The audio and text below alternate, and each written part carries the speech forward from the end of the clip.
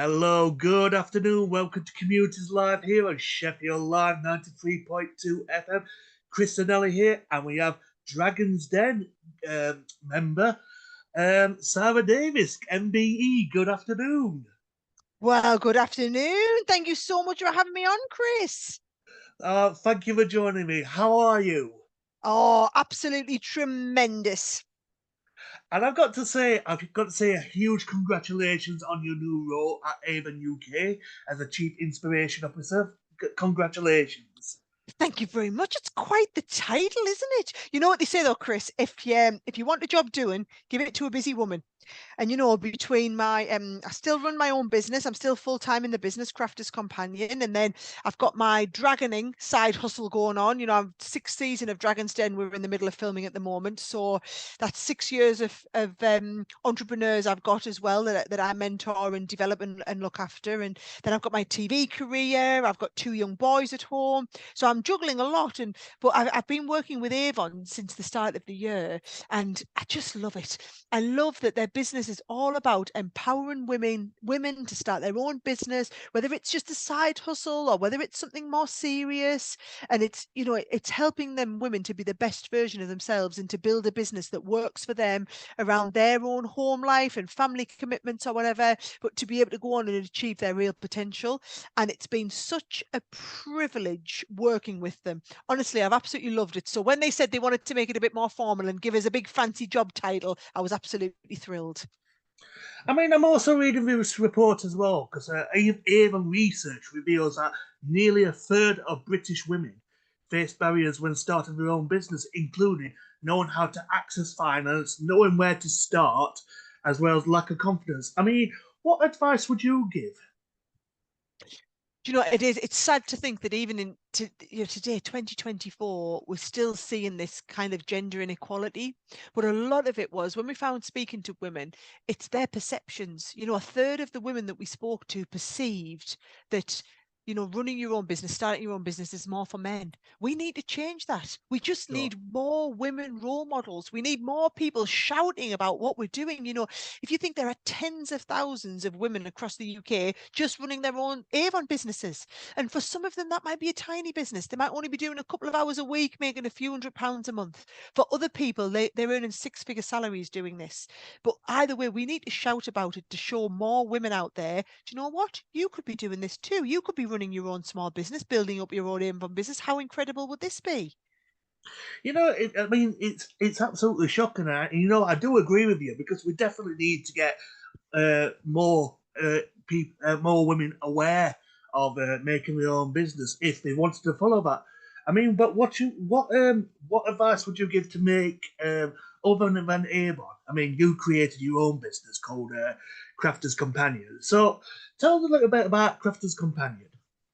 Yes, so I started that business almost 19 years ago when I was at university. So it was my side hustle that I set up from my university bedroom. And it's great because if you start the business as a side hustle, I mean, for me, it was a side hustle to my studies. For other people, they might start a side hustle, to their main career job as it was. But if you're doing something as a side hustle, there's not the risk associated. I never had to make the decision of should I give up a stable income to be able to do this. And I think that's the way that a lot of people take the leap into being self-employed in a risk-free way. So whether it is Avon or whether it is, I have a lot of people who follow me because of my crafts and have a crafting hobby and then turn that crafting hobby into a little side hustle business as well. And I always say that, if you've got a passion like this, if you love what you do, that's a recipe for success in running a small business. And a small business that in my case became a very big business. But if you start that way, you're totally de-risking yourself. And also you can do all of your market research. You can find out, is there really truly a demand out there for what I do? And then from there, you can really jump in and make it something big.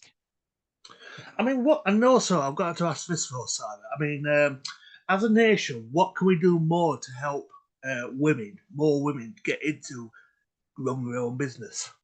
Do you know, if you're out there listening to this and you know other women who are running their own businesses or think they've started their own businesses, you've got to support them. You know, the way I'm wired is I can't help but think about it all the time. Anything I see it's a small business. You know, I fancy a cup of coffee. So I might travel a little bit further to the other side of the village where there's a little independent coffee wagon instead of going to the Starbucks that's in the centre. Right. Sure. Or somebody at work is, you know, doing the Avon or something. By supporting that person and buying from them instead of just going online and ordering some makeup, I'm supporting another woman's small business, another woman's dream, and I'm facilitating her achieving her goals.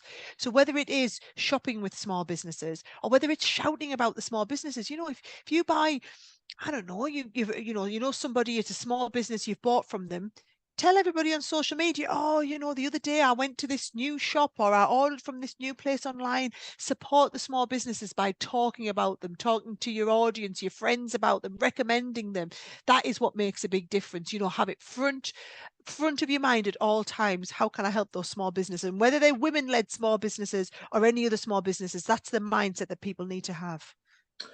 I definitely agree with you, Sara. I mean, we need to get more small businesses well known because, like you said, I mean, there's so many brilliant small businesses out there, and people, unfortunately, like you said, don't know about it. Yeah, that's the beauty of it. The thing is, these small businesses often don't have the multi-million-pound marketing budgets that their big counterparts have. But if you are in the mindset and you go out looking for them, you know, you'll find them, and trust me, they will appreciate your support way more than any big conglomerate ever would.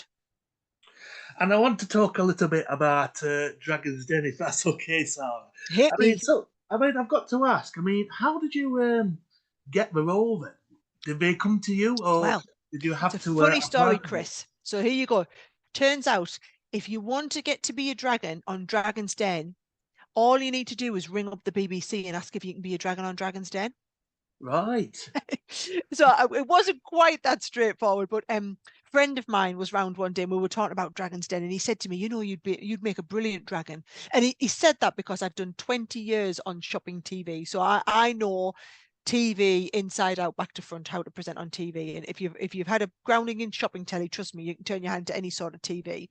And then also I'd done a lot of investing. I'd been part of an all-female investment group called Gabriel Investors. So I'd been able to build that up. And he came to me and he said, oh, I think those two bits of experience would make you a fantastic dragon. And I said, oh, I'd absolutely love to be a dragon on Dragon's Den. And he said, well, why don't you ring and see if there's any opportunities going, see if they're recruiting any female dragons at the moment. And I said, don't be ridiculous. You know, I can't do that. He said, why not? I said, well, I'm not old enough to be a dragon, because in my head, all the dragons that had gone before me were a lot older. And he said, you're being ridiculous now. He said, you know, since when has age defined what you can and can't do? You know you're going to make a brilliant dragon. I believe you'd make a brilliant dragon. Go and tell the BBC. So he rang them up and he went through the process as though he was applying to be on Dragon's Den, and spoke to a researcher and said, I think my friend would be a brilliant dragon. You should speak to her. And then the rest is history, as they say. And again, I've watched a few Dragon's Den episodes, and I've got to say, for the people who are bringing their products, it's got to be quite frightening for them. You know? It must be terrifying. God love them. You see them come out the lift with their sweaty palms and, you know, they're fidgeting, and it's so nerve wracking. And I always try and be that one that's smiling back at them and, you know, giving them a knowing little nod. And then if I catch their eye, I'll say to them, you're doing great, you know, and I'll just give them that knowing little smile. And it does make all the difference for them. And I mean, as a dragon yourself, and for anybody wants to do Dragon's Den, what advice would you give to our listeners who want to bring a product to show to the dragons? What advice would you give them? Oh, if you want to go on Dragon's Den, get yourself on the BBC website and get applied. We're just filming at the moment. We've only got a couple of days left on this series, but they film Dragon's Den every year. So and it's just having that confidence to put yourself forward. And then once you get there, it's storytelling. You know, everybody loves a good story. You've got to be able to come on and pitch your business really well. If you're boring and dull and not passionate about your product, trust me, we don't want to hear it. Like I know I sit in that den sometimes and we'll get the odd pitch where somebody's really, you know, feel like they're sucking the energy out the room, and that's not somebody I want to be invested in. But then I'll get somebody who comes bounding in the den, full of life, full of energy, full of enthusiasm. loads of passion and drive and excitement for what they're doing, and I think I could work with you. So if you think you've got what it takes, you should apply for the Den, and trust me, we'd love to have you on. Sarah, thank you very much for your time. I mean, we nearly run out of time right now, but I want to give a final word to you. So I would love to give you the final word. So what would you like to say to our listeners who is currently listening right now? Oh, yes. If you're sitting out there and you've been listening today and you think, do you know what? I've listened to that Sara from Dragon's Den talk and I'd love to run my own business and I just don't know where to get going. And maybe that Avon thing might be a great place for me and I want to find out more. Go and have a little look on the website. Have a look, have a read, see if you think it's for you. And if it is, I could be speaking to you on our next seminar in a few weeks' time, giving you a bit of coaching and mentoring. By Christmas, you could have a fantastic business up and running, but it'll never come to you. Business doesn't come to you. You have to go to it. You have to make things happen. Things don't just randomly come along and hit you in the face and happen to you. You got to go make them happen. So if you've listened to this and you felt inspired, go and make it happen for yourself. Sarah, it's been a pleasure. Thank you very much for your time. Thanks, Chris. Lovely to speak to you.